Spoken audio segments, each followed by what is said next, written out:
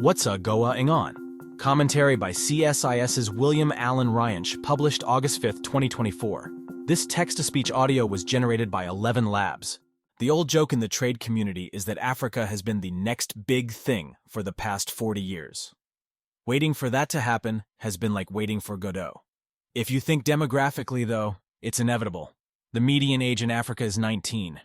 In the United States and China, it is 38. Africa is clearly where the future lies, although making it a productive future with good education and jobs for everyone remains a challenge.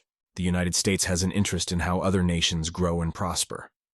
In the short run, our presence, or lack thereof, in Africa relates directly to our competition with China.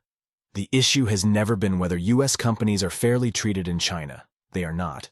Or whether we can reciprocate here in the United States. The economic issue has always been whether we will be able to compete with China on the world stage, in Africa, Europe, India, Latin America, the Middle East, and Southeast Asia. Those are the real competitive battlegrounds. And so far, we are losing, particularly in Africa. There are reasons for that, and many of them are out of the U.S. government's hands. Potential investors often overlook Africa because of corruption, lack of infrastructure, market fragmentation, and the numerous obstacles to doing business there. Many African governments understand that and are taking steps to address the problems. But even if they succeed, it will take time for perception to catch up with reality. Meanwhile, the main U.S. government initiative, the Africa Growth and Opportunity Act, AGOA, is floundering. AGOA, which provides for tariff-free imports from eligible countries, expires in September 2025. Companies doing business in Africa have been advocating for early renewal of AGOA for several years in order to maintain stability and certainty about the investment climate going forward. Despite the pressure, including from the Biden administration, Congress has not acted. There has been no shortage of members of Congress saying they need to renew AGOA, and no opposition. But as usual, this appears to be priority number 24 for a Congress that rarely gets beyond its top 5. That means the most likely outcome is renewal a few weeks before expiration, at which point there will be no time to consider improvements to the program. That will not be good for the U.S. image in Africa, as it signals a lack of interest and attention. But, ironically, it might be good for renewal, because there is potential for disagreement if Congress actually looks at the program in detail, within Congress, between Congress and the administration, and between the United States and African governments. There are a variety of issues, but the big ones relate to graduation and eligibility. Graduation refers to the provision in AGOA that calls for graduating a country out of the program when a country reaches high-income status as defined by the World Bank, currently $14,005 in per capita gross national income, GNI. In past years, this has led to a yo-yo effect, where a country is graduated, only to see its GNI drop below the threshold, which allows it to rejoin. Eligibility refers to a growing string of non-economic requirements that countries respect human rights, enact policies that combat corruption, protect worker rights, reduce poverty, and not undermine U.S. national security.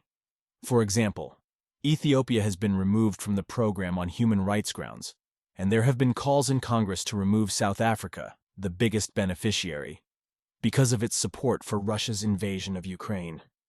The Biden administration has also hinted that the criteria should include addressing environmental concerns, and there have been suggestions that access to critical minerals should also be considered. African nations prefer more flexibility on both these standards, a longer period of review for graduation and easing of non-economic requirements. Congress is divided, and the administration seems to be tilting toward more requirements. I mention graduation and eligibility because they demonstrate a dilemma that is not unique to AGOA. Who is it for? The United States or the beneficiary countries? The values AGOA seeks to promote are all good ones. Nobody is in favor of corruption, at least not publicly, and they would be good for African nations as well as foreign investors and traders. But at the same time, AGOA's efforts risk being perceived in Africa as simply a 21st century version of colonialism. In particular, a provision on critical minerals tells African nations that AGOA is not about helping them, it is about helping the United States. From a practical perspective, at some point the requirements become so onerous, it is simply not worth the trouble of applying. AGOA is not a big program, and it has been getting smaller.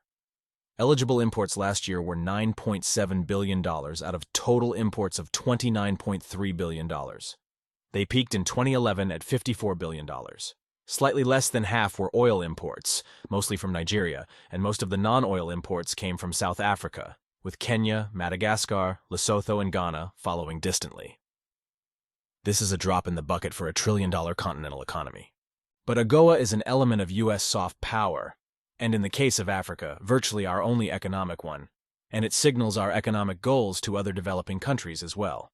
If we are going to compete successfully with China in the areas that matter most, then we should do a faster job of renewing AGOA, and we must do it in a way that demonstrably benefits Africa and will not be perceived as colonialism in disguise. For more analysis, visit csis.org.